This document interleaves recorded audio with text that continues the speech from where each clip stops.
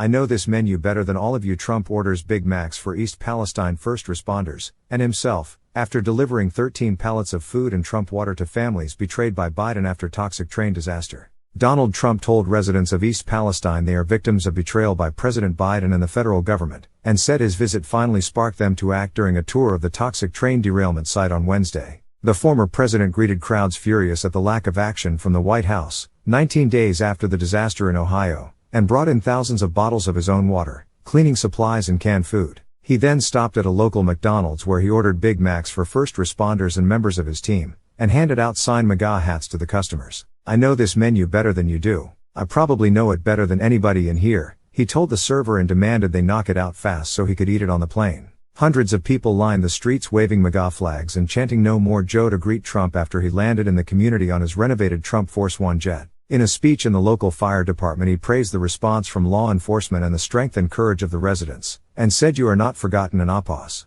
He promised to return if the community didn't get help from the White House, and when a reporter asked what message he had for Biden, Trump said "Get over here in Apos." His visit coincided with Norfolk Southern releasing a statement saying they would take full responsibility for the derailment, and Pete Buttigieg confirming he'll visit the site on Thursday. But residents of East Palestine feel that a visit at this point from Biden or Buttigieg would be largely useless. It's a little too late, East Palestine resident William Hugar, 56, told DailyMail.com while eating breakfast at a local diner when asked if Biden should visit. Like he can come, but for what?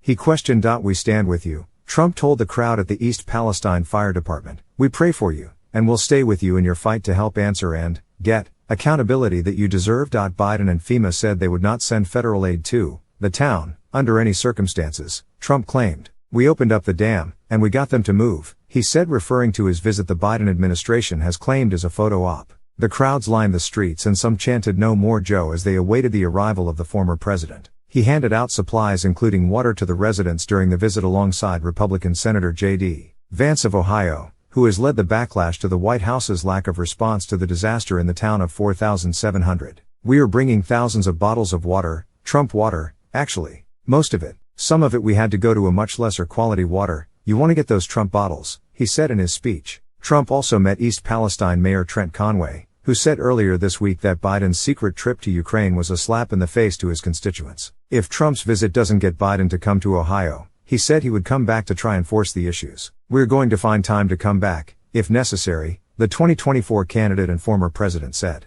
If they don't come back and give you the treatment that you need, we will be back. The Biden administration should have ensured that every family has the option of moving until this thing is straightened out, Trump added. Republicans are furious that Biden has not visited Ohio, or at least deployed Pete Buttigieg to survey the damage and speak with local leaders about how the administration can help. Buttigieg has said he will visit the site, next to the border with Pennsylvania and about 35 minutes from Pittsburgh, on Thursday. He had claimed he did not want to visit just for the sake of a photo op, which he suggested Trump is doing. On February 3, a Norfolk Southern freight train derailed and released large amounts of toxic chemicals into the air, water and ground, forcing evacuations as residents feared for their health. Some complained of headaches and other symptoms. On February 16, Michael S. Regan, the administrator of the Environmental Protection Agency, traveled to the derailment site to thank first responders for their work and assure that the EPA would have boots on the ground throughout the cleanup process. We hear you. We see you. We will get to the bottom of this, he said. All families need to know that they are safe. All families deserve access to clean air and safe drinking water. Biden's trip to Ukraine and Poland this week caused an uproar, with Republicans demanding answers as to why he went to Eastern Europe before addressing issues back at home first. The president finally broke his silence on the derailment with a Twitter thread on Tuesday following his speech in Poland lambasting Russia and its President Vladimir Putin. He made 5 calls Tuesday evening from Warsaw, Poland. The president noted that he spoke with Ohio Senator Sherrod Brown, Ohio Representative Bill Johnson, Pennsylvania Governor Josh Shapiro, and Ohio Governor Mike DeWine. I reaffirmed my commitment to making sure they have everything they need, Biden wrote in a thread posted to his official Twitter Tuesday evening. He noted that the EPA ordered Norfolk Southern, the train owner and operator, to fund the cleanup efforts and disposal of the runoff and burn-off of hazardous materials. This is common sense. This is their mess. They should clean it up, Biden wrote. Biden also blamed the disaster on his predecessor, saying that Trump implemented policies that made it hard to strengthen and enforce rail safety. For years, elected officials, including the last admin, have limited our ability to implement and strengthen rail safety measures, Biden wrote. Heck, many of the elected officials pointing fingers right now want to dismantle the EPA, the agency that is making sure this cleanup happens.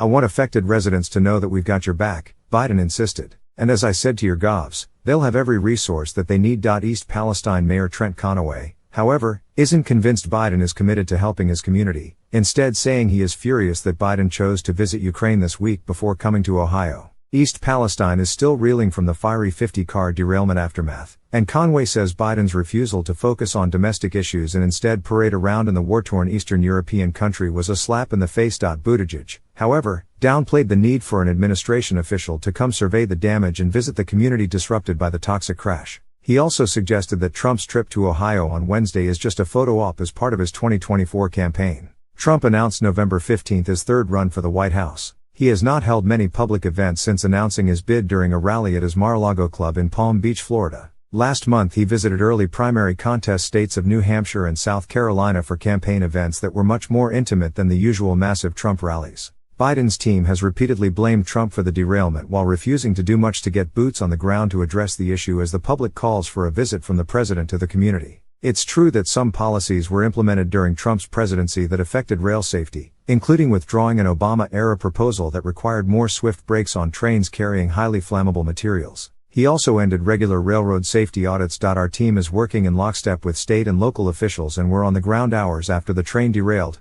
Biden assured. He said that the EPA has already screened more than 500 homes in the area and is monitoring air and water quality. The administration also deployed Centers for Disease Control and Prevention, CDC, chemical assessment personnel and Federal Emergency Management Agency, FEMA, resources to East Palestine. The Department of Transportation has made clear to rail companies that their pattern of resisting safety regulations has got to change, Biden wrote in his Twitter thread Tuesday night. Congress should join us in implementing rail safety measures. An oppos.